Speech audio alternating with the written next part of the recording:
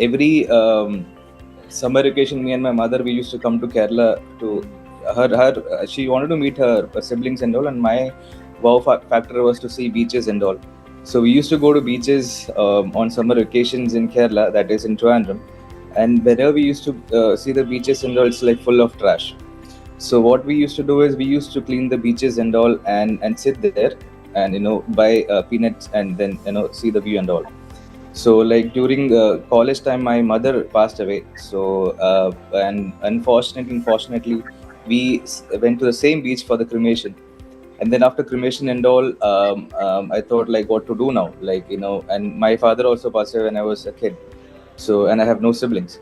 So I was wondering, now I have no like responsibilities or anything. Now I have to go back to Delhi and find a job. So then I thought, what if I instead of grieving about it, what if I collect trash and just put it in the trash bin, and then I'll go back home.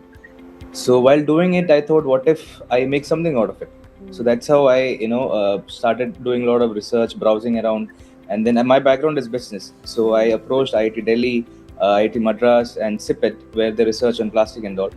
And then I had to burn a lot of money on R&D. So I reached a point where I had to sell like furniture at my home, like fridge, TV, washing machine for the R&D. And later on, we got a composition through which we can make anything out of trash. And then I approached Kochi Metro. If you are interested to buy plastic recycled benches, rather than buying metal benches or cutting down trees and making benches from wood, and they allowed us. And then from there we started, and till now we have like repurpose and recycle 80,000 kg of plastic waste. And we started like in 2022 we generated like 70,000 or something, and in 22 we generated 70,000, 23 we reached 35, and 24 we reached 50 lakhs, and then now we are going to touch 5 CR. So I mean, there is a big opportunity and value in trash. At no point did you give up, Siddharth, even though it didn't come across as very promising right at the beginning of this journey that you decided to undertake. You didn't give up. But Siddharth, at what point did you realize that just collecting waste, picking up the trash, is not going to solve the problem? Yes. True. I mean, if plastic people are disposing or discarding plastic in a proper manner, there is a value over it. So that is what we're trying to teach people also, that discard plastic in a proper manner. And moreover, like I was wondering, and I tell this to most of the entrepreneurs. So I'm part of Kerala Startup Mission, that everyone is running behind AI and 10 minutes delivery, which is fine, but there is no business on a dead planet. Someone has to stand for it. Speaking of the 10-minute delivery, let's bring in Jayesh. It's a little bit of a delivery story, but in a very unique way, Jayesh. You as well decided to undertake a business journey that doesn't scream profit, but change. Tell us about your inspiration. There's a personal story there as well. How did you decide on getting into this? The digital kabadiwala concept, how did it come to you? Yes, exactly. A very good morning to all of you, and thanks for having me here. So first of all, is I have completed my course of graduation in mechanical engineering from Sacred Institutes. So when I was in the last year of my graduation, there was a lot of books and old college journals was there, which was accumulated in our plant, and I just want to sell it off because we have to vacant the plant. So I just try to find out someone, local kabadiwalas, so that they can come at my doorstep and that they can bring all the material. But they insisted me to just bring all the material to their shop and where they can buy it. So at that point, at the point trigger that some services should be there, such that such local kabadiwalas or such proper services can come to our doorstep and just pick up that material and give us a good pricing. But I was not unable to find anyone. So in the last year of my graduation itself, I started just developing an application. I initially developed basic application, and it was like just like a college project for me. Then I just created a small pamphlet and distributed it to my college groups and some of the hostel groups. From there, a lot of my college friends also, they were facing the same problem. Most of our batchmates have to vacant their plant.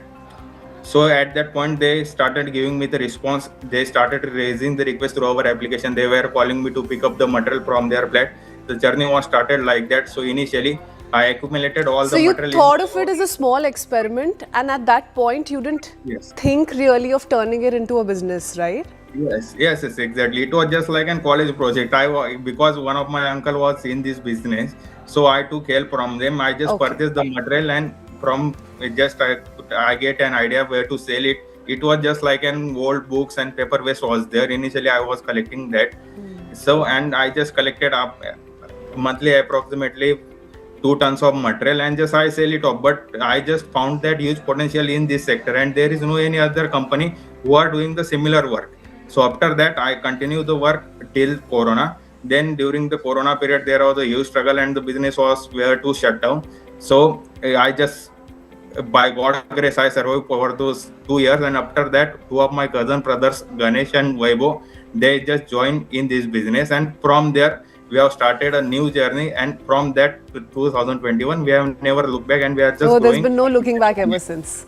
Yes. By God's grace, everything has been on track, back on track. Okay, great. Yes. Great. Jayesh, we'll come back to you in just a bit. Siddharth, now I do want to understand from you how much of where you've reached is your determination, your money, your focused idea alone, and how much of it has seen a jump given policy, or let's say the help that you've received from state government efforts, so on and so forth. So tell us a little bit about whether policy has really helped your mission. So currently, so the policies are very less when it comes to sustainable practices. So we are trying to talk to government that so let's say if anyone buying a new virgin material, let's say new furniture or something made out of plastic, new plastic, and people who are making furnitures from recycled material also, both are paying the same tax. And government is asking us to move to sustainability. So people won't buy until unless they have money in their wallet. No. So if government can reduce the tax for recycled material, people might move to recycle furnitures and other things. So yes, and moreover, it's a new market. I mean, hard to adapt. People are still want to, they have trust on, good metal and other materials. So whenever we approach the people and say that we make furniture out of trash, so they are like, okay, wow. But still they believe in, virgin material, or let's say new plastic. Jayesh, how much of a challenge was just breaking the mindset of the traditional kabadiwala concept? So for people to understand that there is an application or a website or a WhatsApp number that you can message on, and somebody will come and collect your trash or scrap. How much time did it take to really reach out to people, spread that kind of awareness, and have them be open to the idea? It's initially which we were trying to just do the marketing through WhatsApp messages and other and some social media ads. Then after that, people were realizing and the problem that we are solving, it's the day-to-day problem, even for yourself or any of the customers. Just you have to sell off your some kind of scrap material that everyone is having, some old newspaper, old college journal, books, what electronic waste, all those items are get accumulated at everyone place. So and they just want to dispose it up to clean their apartment clean.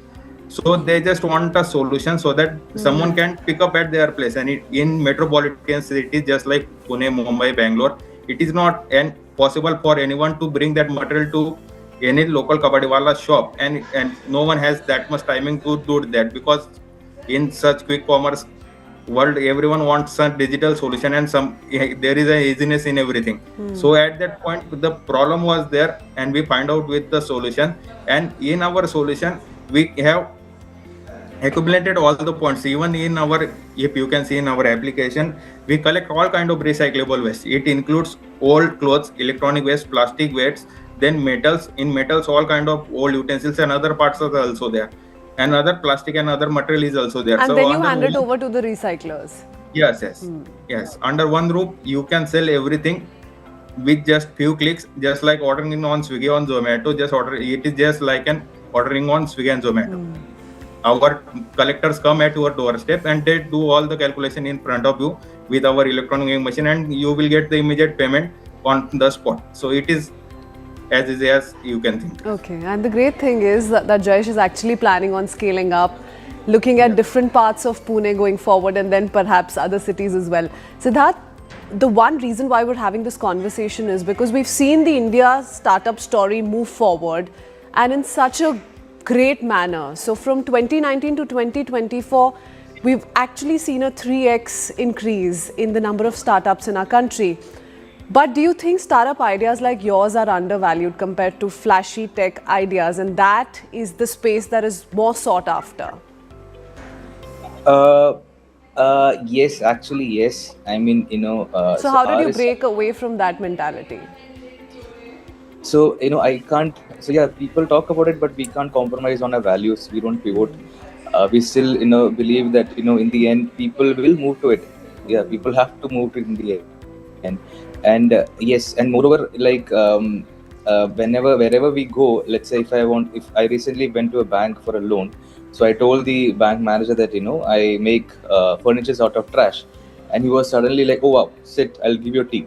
So everyone is like excited about it, and everyone worries about the current situation in India. And if you see, there is a big civic sense issue in India. So even if you collect waste, there is no accountability. So people like us are required to take the accountability and go further. Jayesh, did you ever feel the pressure to switch to something more profitable, perhaps less meaningful? Because you've also seen a downfall, you've also seen your lows in the business.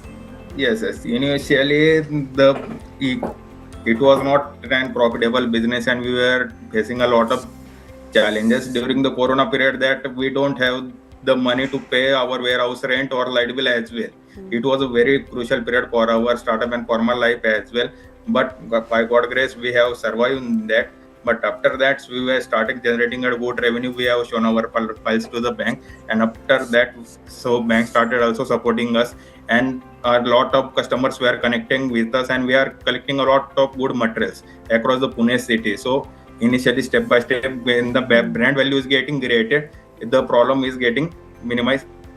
Okay. Yes. Lovely. Siddharth, I want two things from you before we quickly wrap up. One, of course, tell us when you first began, if you don't mind sharing the numbers of your annual revenue or turnover and what the story is today, because we want to leave on that positive note. You gave us a number there, but really tell us about the increase you've seen over the years for all those who are actually looking at these options. Many ask, can useful startups scale without compromising values?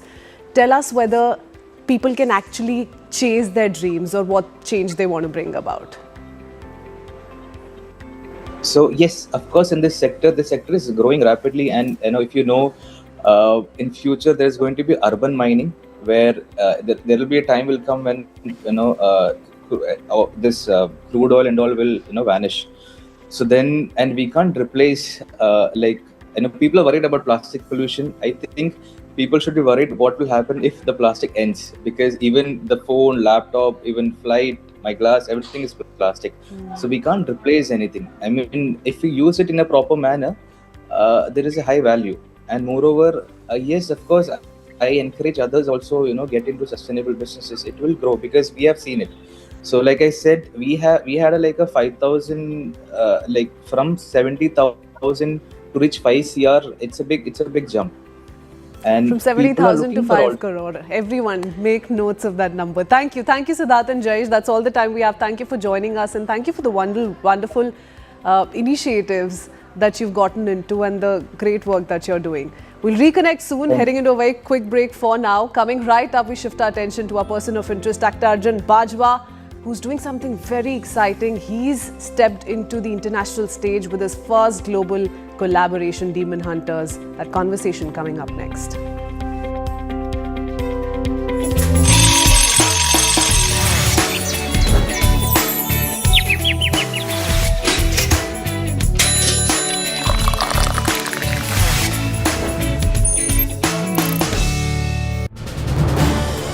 This is News 18 Network.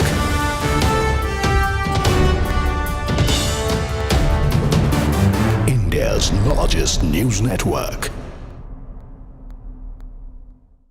But days after Deepu Das's brutal lynching, another Hindu man, 29-year-old Amit Mondal, was beaten to death by a mob in Bangladesh's Rajpuri district over alleged extortion claims. The crimes against minorities are rising unbattered in the nation as the Islamists run amok. Hindu villages in Bangladesh have been targeted in recent attacks, with houses set ablaze and threats issued against the entire community. And not just Hindus, even Christians have been targeted with blasts outside their premises. Meanwhile, BNP's Kion Tariq Rahman is set to visit the grave of Sharif Usman. We have breaking news coming in from Mysuru. This just in, helium cylinder blast in front of Mysuru Palace kills one person, leaves 4 people injured. The blast occurred near the exhibition grounds close to the Jayamarthalan gate, triggering scenes of panic with people screaming and running in distress on the busy road. Police suspect that the explosion took place while gas was being filled into balloons using a pumping machine. So a helium cylinder exploded near Mysuru Palace, killing a balloon seller and injuring 4 others. The blast occurred during balloon inflation, causing panic in a busy public area. Police have launched a detailed investigation focusing on safety protocols and cylinder handling procedures. Victims have been identified from Uttar Pradesh, Karnataka and Kolkata, as we know so far, and authorities are assessing whether negligence or technical failure caused the explosion. We have CNN News 18's Afreen Hussain joining us live right now. Afreen, good morning and thank you so much for joining us on the broadcast. So, how will police and municipal authorities prevent similar incidents in public gathering spaces? They said that they're looking into the incident. How do you think they're going to, moving forward, prevent such incidences from occurring? A very good morning to you and our viewers as well. Let me tell you that the police is on the scene. It happened at around 9 p.m. Last night. The police has been on the scene trying to figure out how exactly the blast happened, how the helium cylinder that was used to fill balloons was blasted, and it killed one person identified as Salim, who's the balloon seller, and also injured 4 others who were walking nearby. One of them is said to be in a very serious condition. Remains to be seen if that person is going to get better. We will follow up and keep our viewers updated on that. But it remains to be seen what the municipal authorities and the police are going to do going forward to make sure that such incidents don't happen, because it's very, very common that you see helium cylinders being used to fill balloons and sell it on the roads. It's a very common sight. What are the measures? What are the preventions that the municipal authorities are going to use, to make sure that the helium cylinders don't blast like this in the future is something that we have to look into. Right. Right. Thank you so much, Afreen, for sharing your input with us. Shifting our focus to the Aravali campaign now, autonomy is often a euphemism for quasi-control, particularly when it comes to government institutions amid the raging debate over the SC verdict on Aravali's accepting government's 100-meter definition. The focus is now turned to the very report which forms the basis of protests, agitations and prospective challenges to the top court verdict. Quoted by the opposition leaders, environmentalists and citizens, the Forest Survey of India now says there is no report or survey findings in which it claimed that the 100-meter definition for hillocks would put 90% of Aravalis at risk. Days after the denial by the government, the FSI has now issued a statement of its own stating, and I quote, FSI categorically refutes claims in certain sections of the media that it has carried out any study saying that only 9% Aravali is above 100 meters.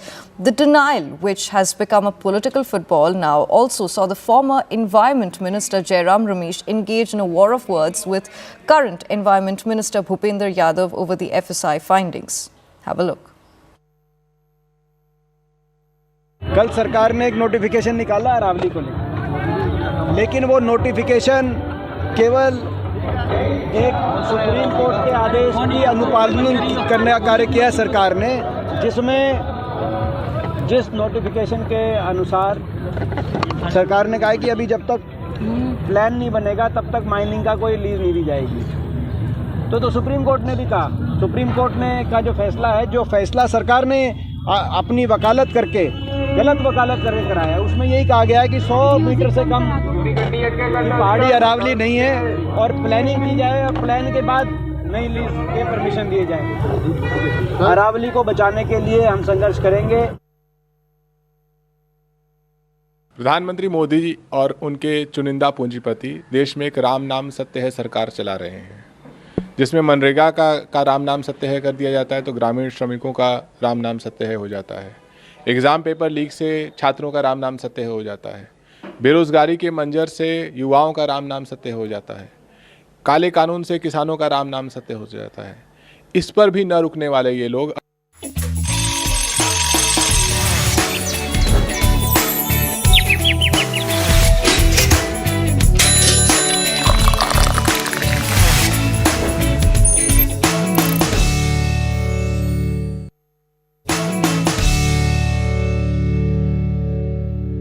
Our guest this morning is someone who has built a strong and versatile career across Hindi and regional cinema, not to forget OTT. But today, he's here with us for his first Indo-international project, Demon Hunters. It's a film that blends high-octane action with a fresh cultural collaboration between India and Taiwan.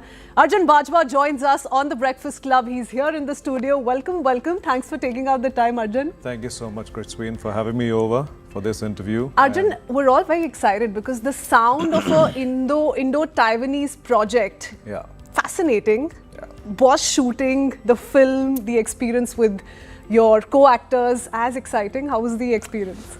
So to be honest, I went with a completely blank slate, blank mind because first time to Taiwan and Indo-Taiwan project, even though I had a little bit of an idea as to what the film, the story and the script is all about, but still new people, new place, and initially first 10-15 days I wanted to run back home. I was so homesick, which I shouldn't be because all the time you're traveling for work, but still, alien language. The only thing that kept me going is that do not take this opportunity for granted. At the same time, doing something new in a different language is challenging and I love to do it that way. So India and Taiwan, since they have had a soft spot for each other, so two of my producers, one from Taiwan, one from India, the Taiwanese producer Cindy Thiel and the Indian producer Gayatri Guliani, they had decided to do something together. And they came up with this great idea about, two guys' story, one from here, one from there, and the whole amalgamation of two cultures and two mythologies, to be precise, blended with an action, supernatural comedy, which is a complete and out entertainer. So I would say all the movies that we saw as kids, whether it was Bruce Lee films or Jackie Chan films, all those kinks that you had in your mind to do stuff, I got to fulfill them all this in this movie. Lovely. It makes it all the more exciting. All the more Cannot exciting. wait. Okay. Arjun, now we've seen a lot of international collaborations with Indian cinema. We've seen it in films like Gandhi. We've seen it in The Lunchbox as well. There's several actors who've stepped into this domain. This was a first for you. And this was a first where India met Taiwan. In that sense, what was the spark that got to this project? How did it first begin, this story? The whole idea was not to just have two countries collaborating. It was to showcase each other's cultures, backgrounds, where we come from, and considering that right now our Honorable Prime Minister has a very soft spot for Taiwan. So we wanted to bring in our Indian culture and our mythology into it in a beautiful way, which we have tried, so that it reaches a wider audience and people in Taiwan get to know about what our culture is, what our religion is, what our mythology is, and what our beliefs are, and how we can both. In fact, to be honest, we both have very similar bases of things that we believe in. And we strongly believe in our culture. We strongly believe in our culture. So binding two countries together through the language of cinema, that's what we've tried to do. The thought is lovely, but tell us a little bit about the challenges there. And how much of a challenge was language? Language was a big challenge. This seems to have been... It's a completely Chinese spoken film. So what were Arjun Bajwa's language challenges there? What were his dialogues like? Tell us a little bit about that. I would start with that. Before I could learn, Chinese a little bit, I definitely taught a few Punjabi words to them. Like, for instance? I don't want to say it in front of the camera. You know how it is, right? Okay, The beautiful language that we use. most of the time to address each other in all situations. But anyhow, coming back to the point that they called me, I had gone to Taiwan for about 3 months of shoot. But initially I was called 15 days in advance before we started filming.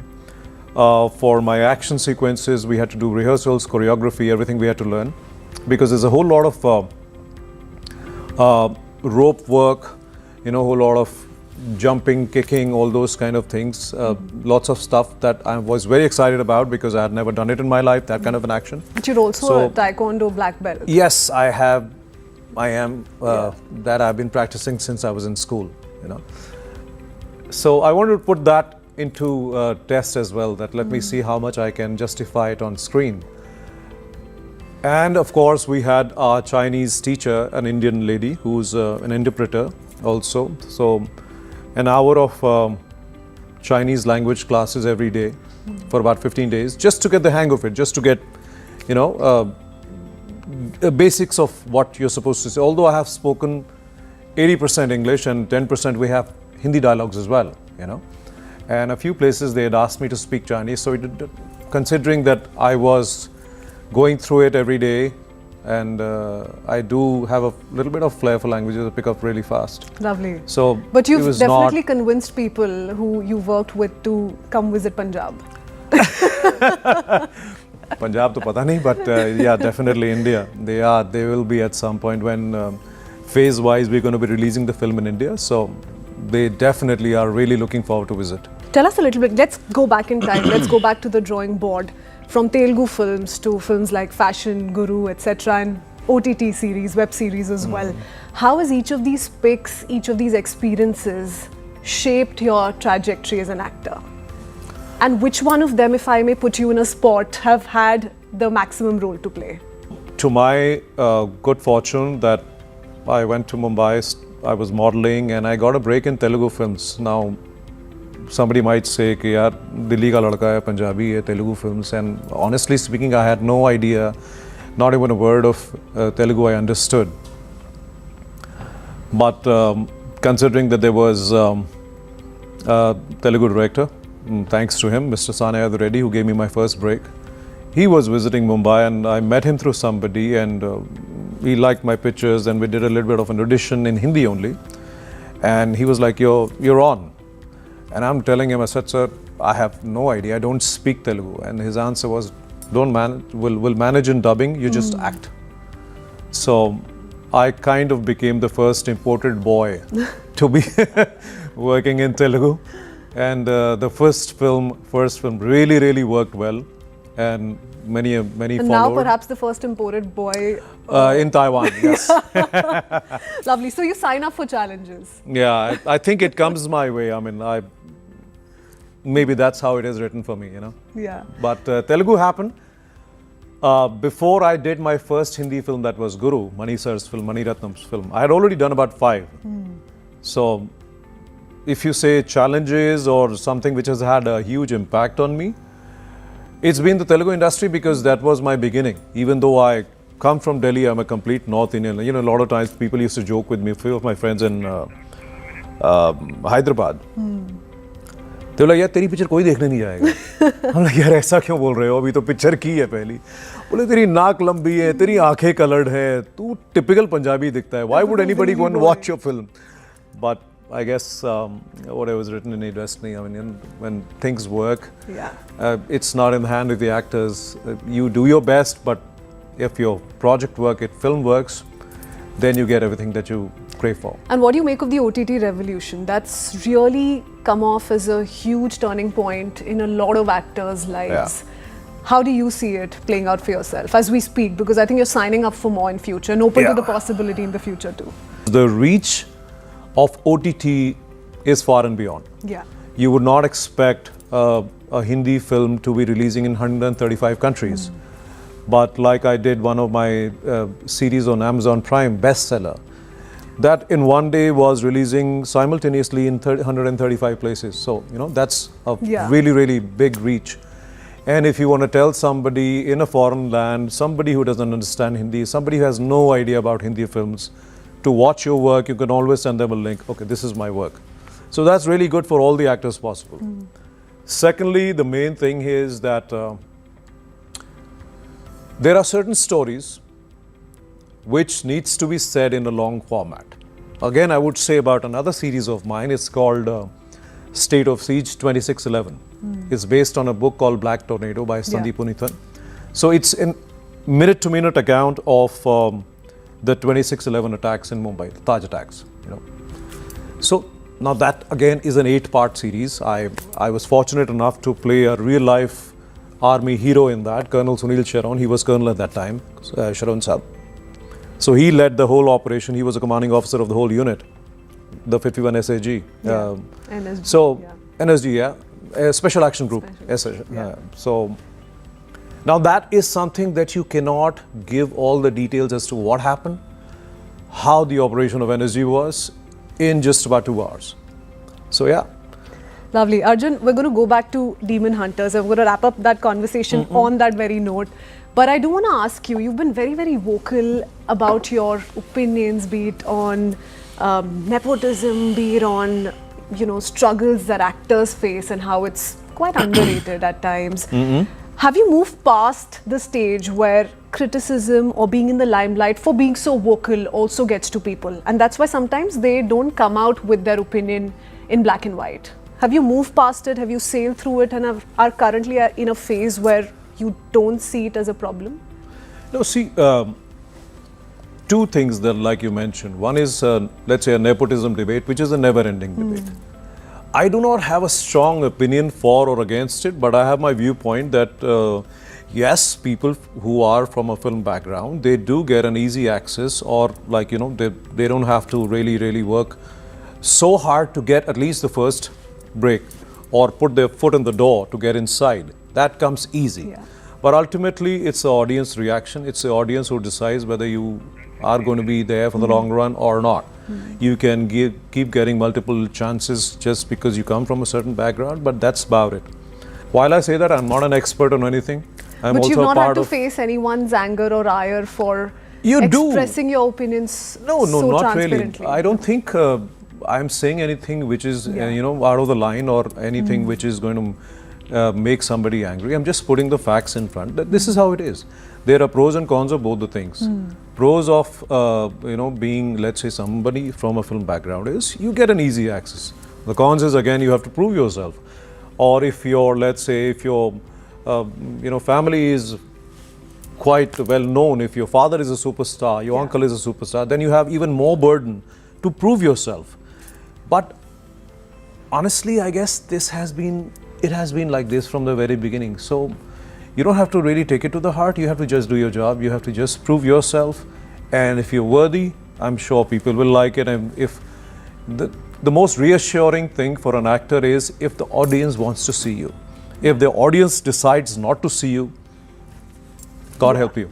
The door's shut on you. The door's shut, irrespective, I do recollect this very strong statement made by you, which said, when you said, an actor never truly feels he's arrived. So that's true in so many ways. Yes. And that kind of fits here as well. Okay. You never do because, you're always hungry to prove yourself, to do better because times change, subjects change, people change, and you're always trying to fit in. It's always like, I'm not good enough. Let me try it better. And that's a good thing because the day you start feeling, हाँ भैया हो गया, फिर तो हो गया. Yeah. Arjun, if I don't ask you this, because on your social media feed, one of the few recent interactions we've seen is with a politician, and that also explains your visits to Delhi every now and then. Would you want to tell us a little bit about that relationship? With Chirag? Yeah. Oh, Chirag is my brother. He's my brother. We have grown up together. He's family to me. He's more than a real brother to me.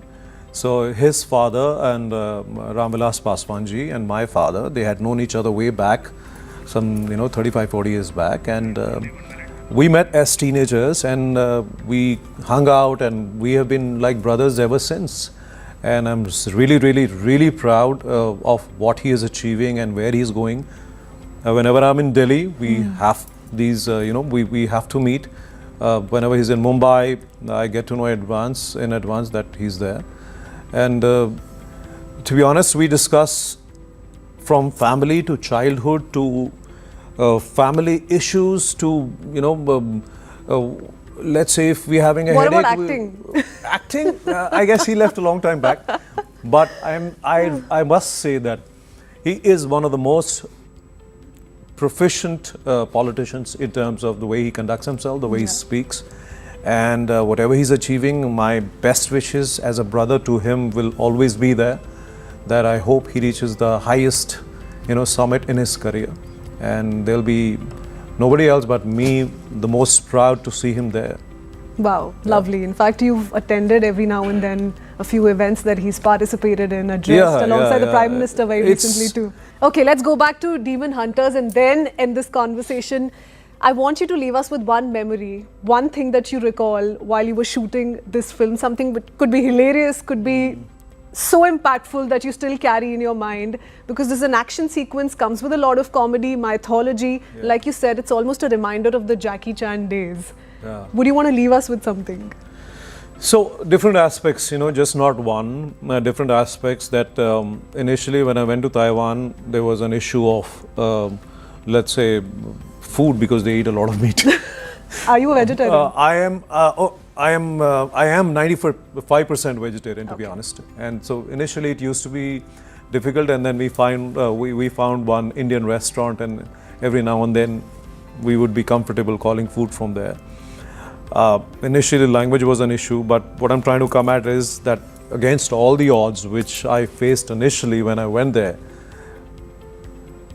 Taiwan has become like home for me. Taipei feels like, and best part is Taipei is absolutely like Mumbai. There are so many places. I used to click pictures and I used to make videos, and I was like, yaar, ye to Bandara lag raha hai. So in that respect, इतना प्यार है अपने देश से कि हर जगह अपना देश तो दिखता ही है, obviously.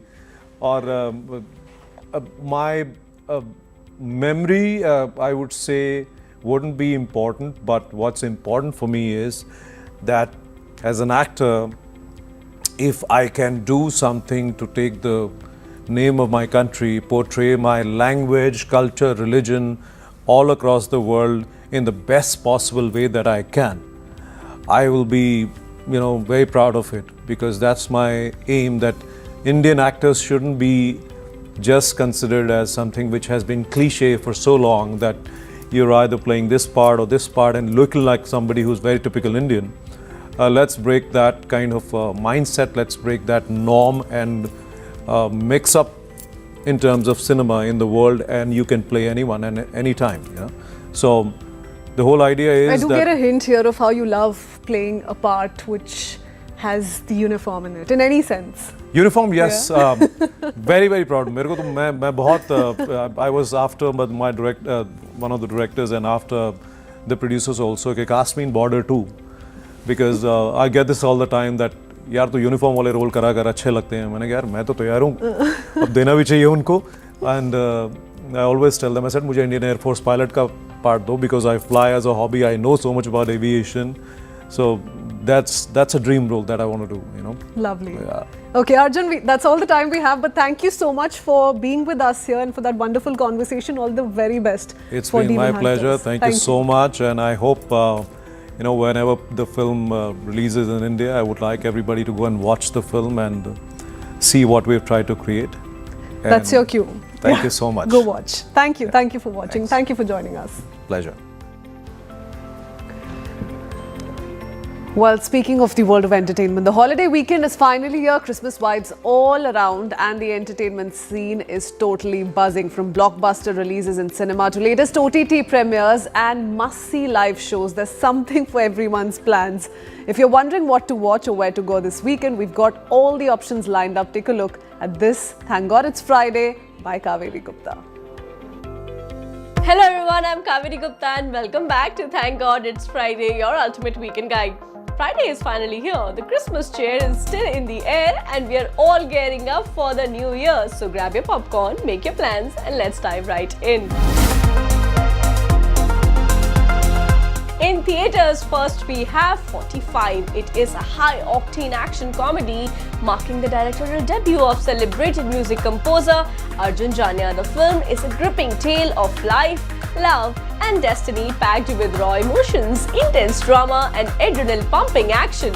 What truly sets it apart is its stunning visual effects crafted by an Oscar-winning Hollywood team. Next is Mark, starring Kichar Sudeep. Mark is a much-anticipated Kannada action thriller. It is a spiritual sequel to the hit Max, and the film follows a suspended police officer who takes on criminals and corrupt politicians terrorizing the state. Big budget, high stakes and intense action. This one's a must-watch. But if you want to chill at your home in your couch, we have the latest OTT releases for you. On number 1 is Stranger Things 5 Volume 2 on Netflix. The epic finale continues as Eleven and her friends prepare for one last battle against Vecna. Will begins developing mysterious powers while Eleven trains for the ultimate showdown to close the gates forever. Expect thrills, emotions and a powerful conclusion. On number 2 is Nobody 2 streaming on Amazon Prime Video. Bob as lethal ex-assassin Hutch Mansell, who's just trying to enjoy a family vacation at his childhood amusement park in Wisconsin. But when an old conflict resurfaces, Hutch is dragged back into the world of violence, proving once again that some pasts never stay buried.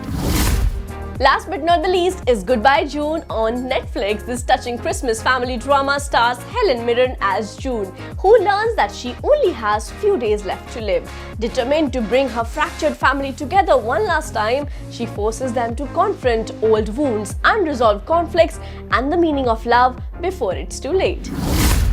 Now, if you want to attend live events on the ground, Mumbai, let's step into the night of brilliance with Sonam Mohapatra's 24-carat show on December 27th. This isn't just a concert, it's an experience. From folk to funk, poetry to pulse, expect an evening that's electrifying, emotional and unforgettable. Kolkata, get ready for laughs with your Pasandida Aurat, Shrija Chaturvedi, live on December 27. Sharper, angrier and more sarcastic than ever, she dissects everything she holds dear. No filters, no mercy. And Delhi, experience the magic of Shubha Mudgal, where tradition meets timeless innovation, a performance that promises depth, grace and soul all in one. Well, that's all the time we have on this edition of Thank God It's Friday. We'll be back next week with lots more to watch, stream and experience. Until then, stay tuned, enjoy your weekend and have a great one. Ciao! From the world of entertainment to the world of auto, the Yamaha XSR 155 has finally arrived in India after years of waiting. But has it been worth the wait? Overdrive gets you this verdict on its design, performance, everyday usability and how it fits into today's new retro segment. Take a look.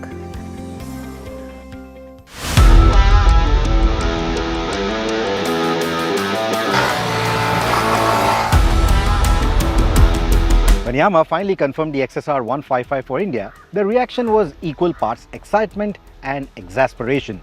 Excitement because this is the very bike enthusiasts have been eyeing since it lit up the Asian markets. Exasperation because it took half a decade, and in the interim, Yamaha gave us the FZX as our retro offering.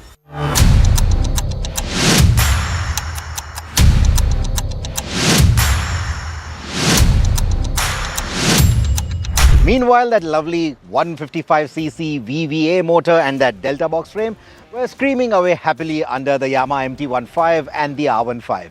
But now that the real deal is finally here, priced at about 1.8 lakh rupees on road, the question is quite simple. Was the wait really worth it? Because the good news is that this really is the proper XSR 155, not a watered down India special. But the awkward bit is the market has moved on, not just to the mild hybrids from Hero and Yamaha, but also to the neo-retro 350s and the 400s, which by the way did not enjoy any of those GST reforms. Back to this Yamaha though, in the flesh and away from the studio lights, the XSR 155 looks like what the FZX always pretended to be, a compact, nicely proportioned, old-school roadster. It looks like a proper member of Yamaha's sport heritage family. The proportions are clean, the design is honest, and the details feel deliberate rather than decorative. The round LED headlamp looks retro, but doesn't have a great throw and spread, so aux lights are a must. The contrasting panel on the tank, the ribbed seat, the sculpted panels all around, the 17-inch alloys, they all create a simple yet classy silhouette that could make this motorcycle easily pass as a scaled-down XSR 900. Too bad they don't make it in yellow, but you can always swap the panels, wrap them, paint them, even swap out these bolt-on lights, indicators, whatever you want. It provides a nice canvas if you want to try out some custom works. Nothing is radically new, but it all hangs together in a way that suits the bike's scale. The tank doesn't dwarf the engine, the tail doesn't look like it was awkwardly cut off in a hurry, the stance is neutral. It doesn't feel like the motorcycle is trying to be a scrambler, a cafe racer, an adventure bike, all at the same time, which makes this design quite tidy. Fit and finish live up to Yamaha's usual 150-160cc standards. Crisp switchgear, tightly finished panels and neat welds on the Delta box frame. The digital single-pod dash looks period correct enough while still giving you the usual trip, gear position and fuel economy readouts. Compared to the FZX, the difference in design maturity is stark. The FZSX4 bash plate, bulky plastic tank shrouds and the tiara-like instrument panel give it a slightly costume party kind of vibe. Both these bikes run a neo-retro brief on paper, but the XSR looks like it was actually designed by someone who owns old motorcycles. Now, there are a few India-specific visual compromises like that big sari guard, that massive rear flap that holds the registration plate. It all looks massive, but the bike itself doesn't look that massive. It looks much smaller in the flesh compared to what you would see in the photos or the videos. So if you are looking for the stance of a Hunter 350, the road presence of a Royal Enfield, this is not a mini Royal Enfield. This is a 155 at the end of the day.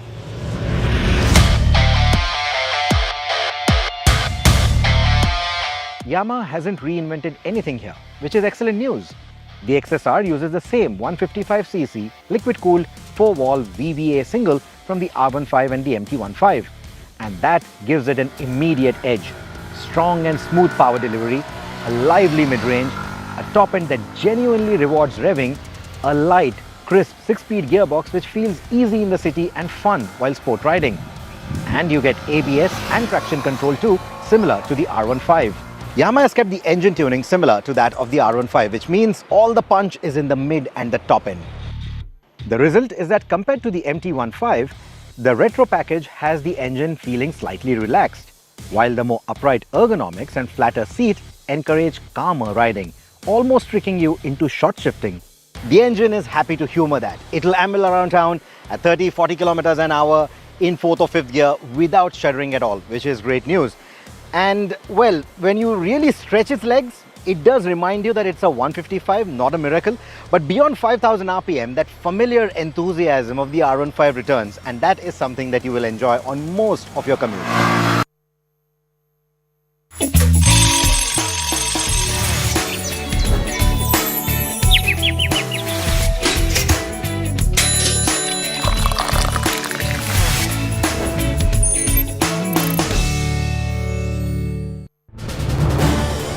This is News 18 Network.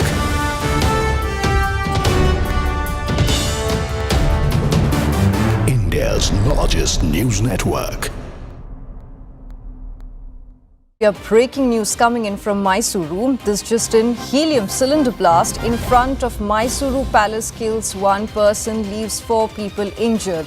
The blast occurred near the exhibition grounds close to the Jayamarthalan gate, triggering scenes of panic with people screaming and running in distress on the busy road. Police suspect that the explosion took place while gas was being filled into balloons using a pumping machine. So a helium cylinder exploded near Mysuru Palace, killing a balloon seller and injuring 4 others. The blast occurred during balloon inflation, causing panic in a busy public area. Police have launched a detailed investigation focusing on safety protocols and cylinder handling procedures. Victims have been identified from Uttar Pradesh, Karnataka and Kolkata, as we know so far, and authorities are assessing whether negligence or technical failure caused the explosion. We have CNN News 18's Afreen Hussain joining us live right now. Afreen, good morning and thank you so much for joining us on the broadcast. So, how will police and municipal authorities prevent similar incidents in public gathering spaces? They said that they're looking into the incident. How do you think they're going to, moving forward, prevent such incidences from occurring? A very good morning to you and our viewers as well. Let me tell you that the police is on the scene. It happened at around 9 p.m. Last night.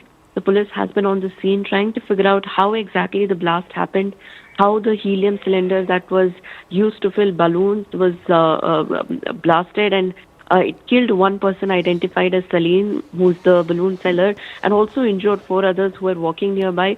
One of them is said to be in a very serious condition. Remains to be seen if that person is going to get better. We will follow up and keep our viewers updated on that.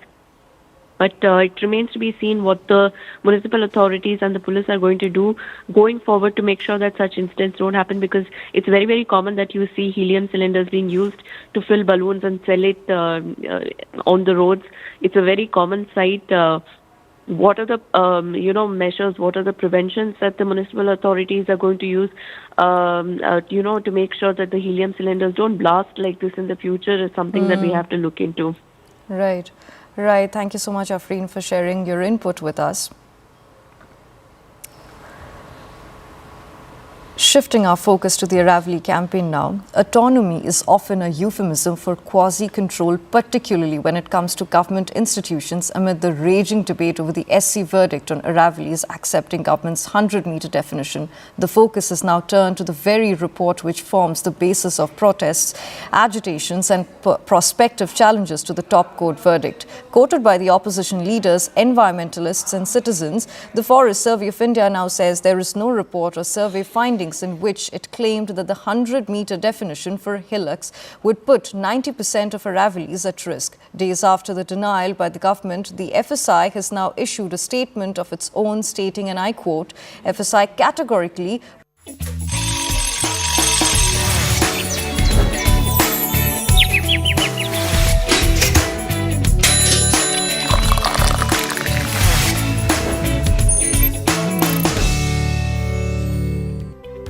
Welcome back. Well, we've been talking about her journey on the Breakfast Club on an everyday basis. Kamya Karthikeyan faced one of her toughest moments on day 3 and day 4 of the expedition. A cold injury first appeared on day 3 and became more concerning the next day. Early assessments by doctors and guides raised the possibility that her journey might have to stop.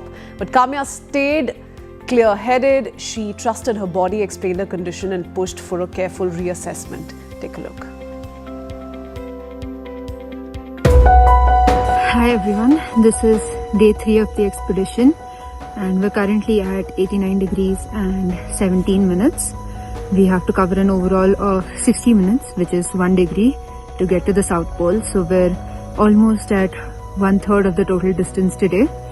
Of course, the distances and timings of us being out are just going to get longer and longer as the expedition goes on. And so hopefully we'll be at the pole on day 8. Today has been a long and very windy and very, very cold day. It's been a roller coaster of a day. Last night, one of our guides saw that I had slight lesions on my lower jaw right here, which were again caused by the wind and the cold, as well as a bit of friction. And it was a cold injury, but she was worried and they sent back pictures to the doctors at Union Glacier Camp, and unfortunately we had taken the pictures inside the tent, which meant that the lesions looked darker than they were, and the doctors thought that it was a frostbite. All right, shifting focus now. In a video which has got the internet talking, it's gone viral on social media platforms. Hrithik Roshan is seen dancing with his sons Ridhan and Saba as well. They were joined on the dance floor by his niece and cousin. They danced to Sukhbir's 1999 song Ishq Tera Tadpaave. For this event, Hrithik wore a black outfit. You can see his sons dancing alongside.